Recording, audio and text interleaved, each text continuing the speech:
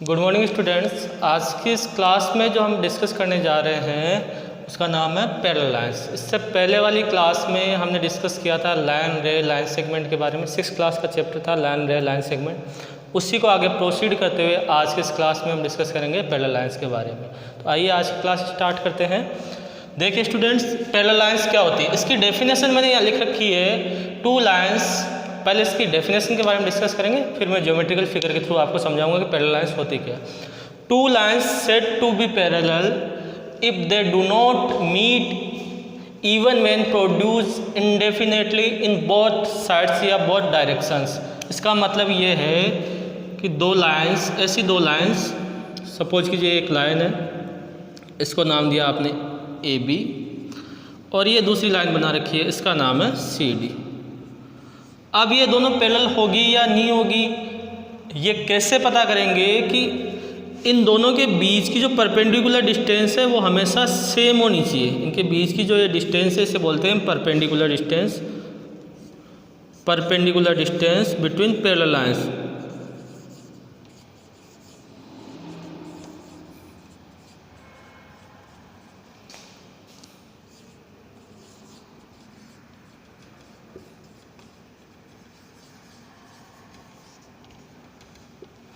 तो अब आप देखिए ये दोनों लाइंस पैरेलल होगी या नहीं होगी, इनके बीच की जो डिस्टेंस है, हमें परपेंडिकुलर डिस्टेंस है, वो हमेशा सेम होनी चाहिए। परपेंडिकुलर मत मीन्स इसके साथ में और इसके साथ में 90 डिग्री का एंगल बनाते हुए जो डिस्टेंस होती है उसे बोलेंगे परपेंडिकुलर डिस्टेंस। सीधी जो डिस्टेंस है वो सभी जगह, इन दोनों लाइंस के बीच में सभी जगह सेम होनी चाहिए। तो ये जो लाइंस है ये क्या होगी, पैरेलल।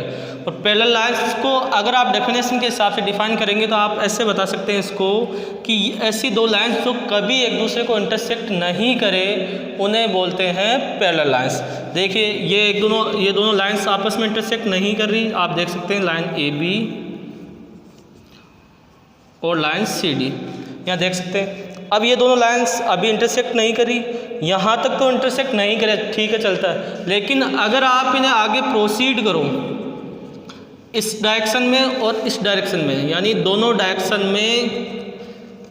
डायरेक्शन में से किसी भी डायरेक्शन में इनडेफिनेटली, यानी कितनी भी डिस्टेंस तक अगर आप इनको प्रोसीड करो तो कभी भी ये एक दूसरे को इंटरसेक्ट नहीं करे, तो उन दोनों लाइंस को क्या बोलते हैं, पैरेलल लाइंस। पैरेलल लाइंस का सिंपल मीनिंग यही होता है कि ऐसी दो लाइंस जिनको आगे प्रोसीड करने पे, देखिए ये दोनों लाइंस है, इनको आप आगे प्रोसीड कर सकते हैं इस डायरेक्शन में या दोनों डायरेक्शन में से किसी भी डायरेक्शन में आप आगे प्रोसीड करें।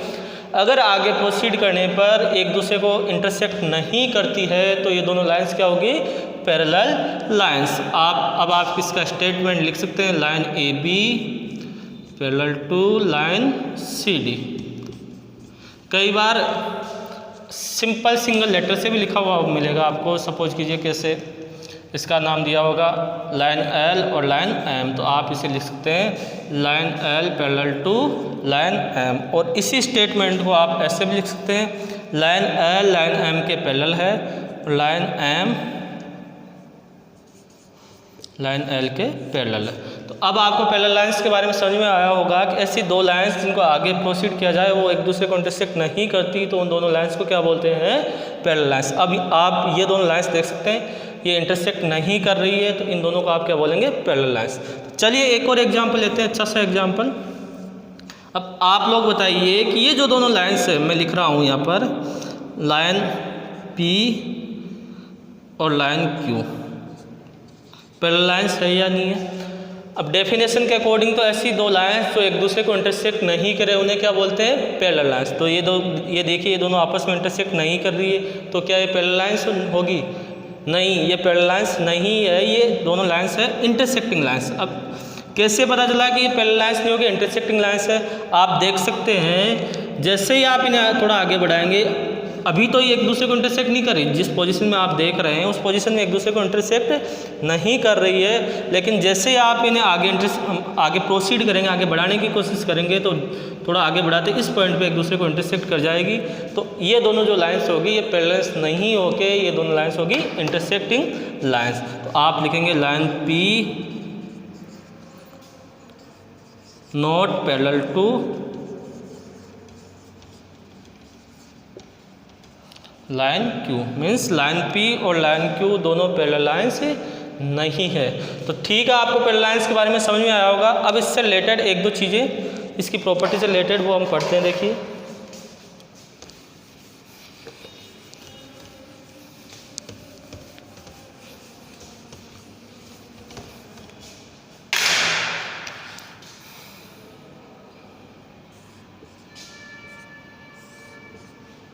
अब देख सकते हैं आप यहाँ पर लाइन एल है और लाइन एम है।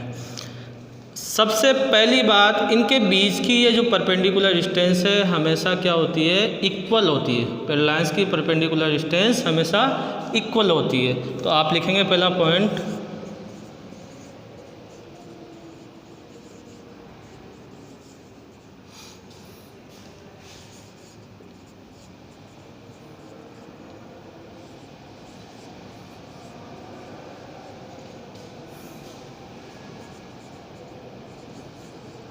perpendicular distance between parallel lines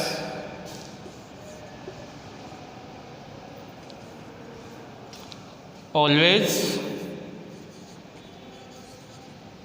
equal। Second चीज, अगर आपने किसी बोर्ड पे या 2 डायमेंशनल फिगर है बोर्ड या पेपर पे, अगर आपने 2 लाइंस ड्रॉ की हुई है, सपोज कि ये और या फिर आप ड्रॉ करेंगे तो ऐसे करेंगे। तीसरा केस है ये 3 केस ही बनेंगे।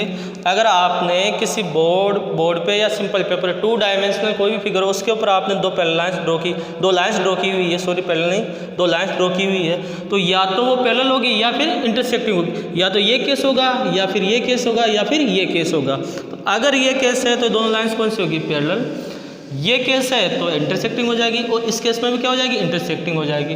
तो अब आप बता सकते हैं कि अगर किसी प्लेन में आप 2 लाइंस ड्रॉ करते हैं तो वो दोनों लाइंस या तो पैरेलल होगी या फिर इंटरसेक्टिंग होगी। तो अब आपको समझ में आया होगा कि पैरेलल लाइंस क्या होती है, इसका फिगर समझ में आया होगा। और उससे रिलेटेड जो 1-2 इंपॉर्टेंट बातें थी, 1-2 प्रॉपर्टी थी, वो मैंने आपको समझा थी।